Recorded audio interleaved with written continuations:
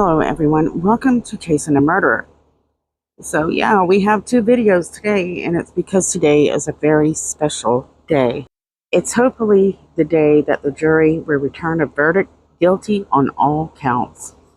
And it must be very overwhelming for the families involved with this case, people like Kay Woodcock, Larry Woodcock, Cresha, a few of their family members, as well as Tammy's, her parents, her sister.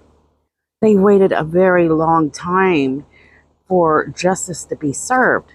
And right now they're trying to figure out, were prosecutors getting through to the jury in order to get that justice? Both prosecutors and the defense already did their closing arguments, but right now they're taking a lunch break, and Rob Wood's going to have a rebuttal, thank God.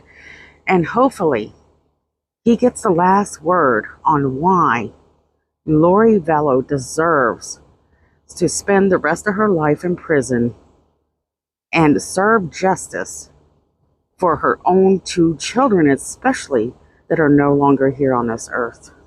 Nate Eaton at East Idaho News has been tweeting updates all day long, and he's been very true to this case. He has covered every aspect of this case and worked overtime to do it. So a lot of people are trying to figure out, what is the defense strategy here, since they're not calling any witnesses. I don't care how anybody views it. They don't have any witnesses to help them out. They could put Lori on the stand. That wouldn't go well. We pulled Zelima back up there, Melanie Gibb, Summer Shiflip, Colby, and defense might get a few points in, but when the prosecutors come in to do their questions, well, it's just going to put them in a worse situation, most likely. Probably the only thing defense has left is to convince them that, we don't have to call any witnesses because, we feel like the prosecutors failed. Also, we can blame Alex Cox and Chad Daybell. She's the damsel in distress.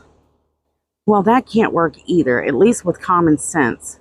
If these jurors have that, which they most likely do, they're going to figure out that just because she didn't there's a chance that she didn't do the physical part of it, she definitely had other parts to play. And the fact that she didn't care where her kids were for months and months and months and months is enough to put guilty on every charge there. Why would she not be concerned where her kids are? Well, obviously she was taking part in this. At Hawaii, hanging out at the beach, getting married, dancing on the beach, reading visions of glory, preparing for her new life. She could lay out and not have to worry about if she needed to go home and give JJ medication. She wouldn't have to worry, if Tylee Ryan needed some time away from JJ. She wouldn't have to worry if she needed to spend time with either of those kids for any reason whatsoever. Because it's been clearly shown that she's been overwhelmed by her children for a very long time.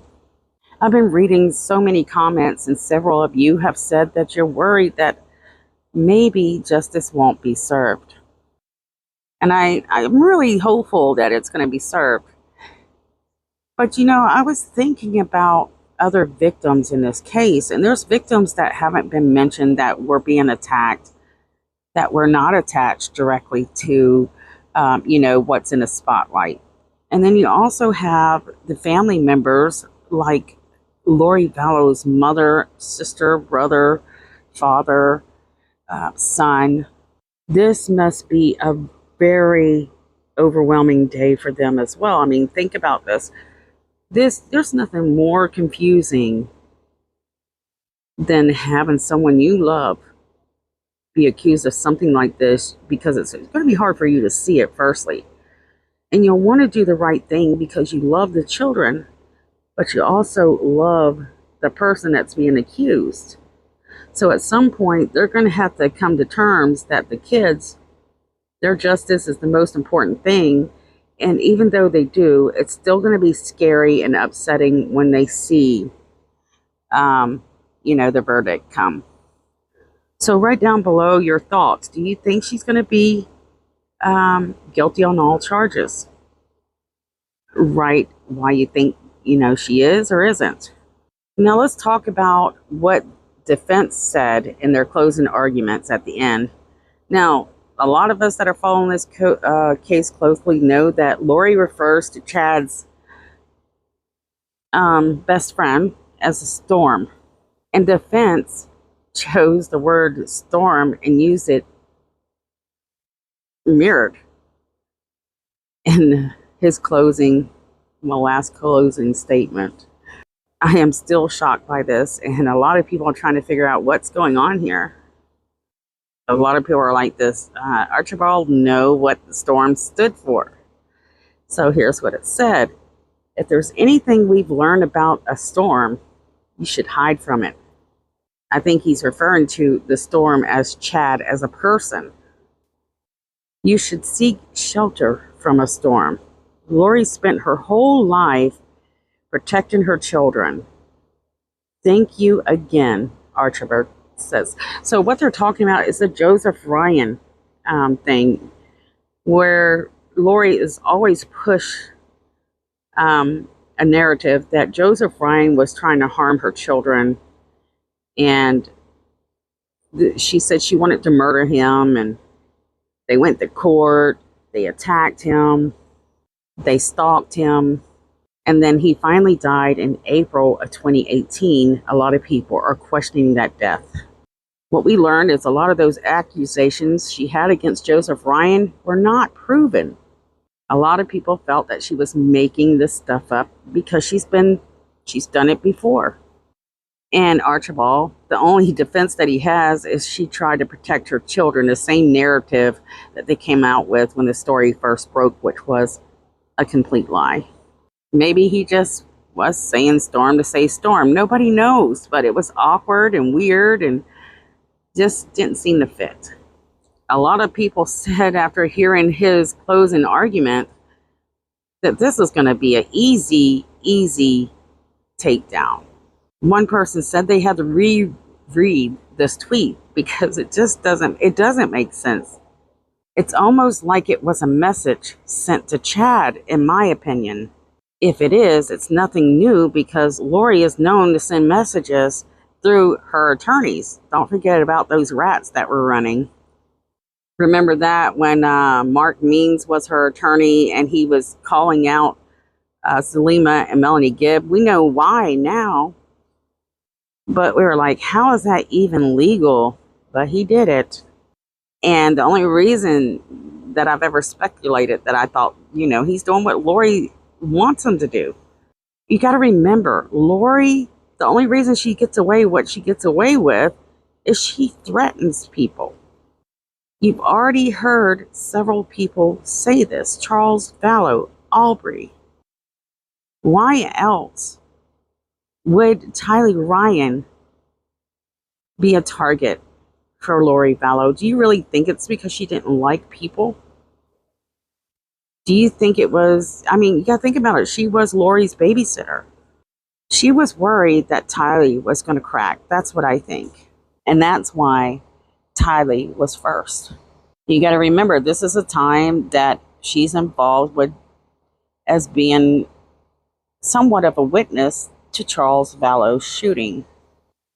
She is a witness to a lot of things that's been going on. She has flown with Lori to Hawaii to talk to April. We all know that Alex Cox is a big mouth and that Tylee Ryan was hanging out with her uncle. She lived with him for a small period of time. And there's just so much more to uncover in this case that we've not even began to touch on. So, could that that closing statement where he's talking about a storm, could that be something, a message to Chad? You'll never know. Or is it just something Archibald It just doesn't make sense. A lot of people can't figure it out. I can't figure it out. And according to Nate, that, we're waiting right now for Rob Wood to do his rebuttal. So maybe I'll do a part 3.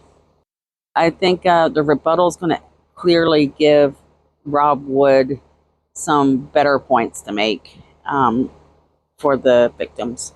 And I hope he doesn't forget about the fact that how she destroyed so many people's lives that she touched. Wherever she went, things were a mess. And how she nearly at least admitted that she knew the kids were deceased, but she couldn't talk about it on the phone to neither her son or her sister. Archibald actually tried to make it seem as if Chad had a lot to do with this, but everybody can clearly see Chad was not the boss. Lori was clearly the boss. That was made clear through several texts where Chad was shunned and being trained to do exactly as she wanted him to do. At first, he was confident in his visions and he had authority. But as time went along, that changes. Lori starts overthrowing his authority. And I can't remember the exact text, but you can go back and read some of those texts and you can see where Chad would say, well, I think this is going to happen. And Lori said, no, I had this vision or this talk with a deity and they think this is going to happen. And then he caves in. So how long do you think it will take for them to deliberate once they do go back? So I heard the quicker that they go, the more that they are convinced the person's guilty. So depending on what they, think and what they look into and research, what they're leaning towards, hopefully we'll get a quick verdict of guilty. I just know that Larry Woodcock's been not doing so well, and today is going to be probably one of the hardest days for the victims' families. So we wish him and their family the best. Please share your thoughts below, guys. Thanks so much for sharing your thoughts. Thanks for watching, and I'll see you